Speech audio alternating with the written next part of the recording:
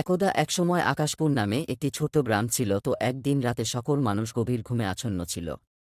গ্রামের শেষে পুরনো একটি মন্দির, যেখানে কেউ সাধারণত যেত না। মন্দিরটি চারপাশে রহস্যময় বাতাসের বয়ে যাওয়া অনুভব হতো। পল্টু, গ্রামের কৌতূহলী ছেলে, সেই মন্দিরটি নিয়ে খুব আগ্রহী ছিল। একদিন সে তার বন্ধু মিঠুকে নিয়ে মন্দিরে যাওয়ার সিদ্ধান্ত নেয়। রাতে চুপিসারে তারা দুজনে বেরিয়ে পড়ে।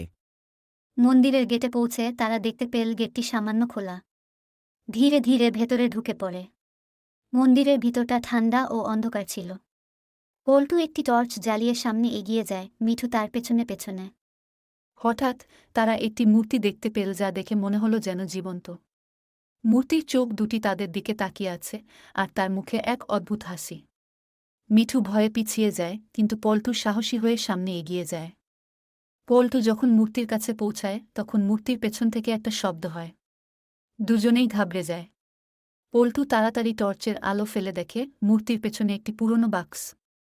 পল্টু সেই বাক্সটি খুলতে চায়, কিন্তু ঠিক তখনই একটি কাঁপুনি শুরু হয়।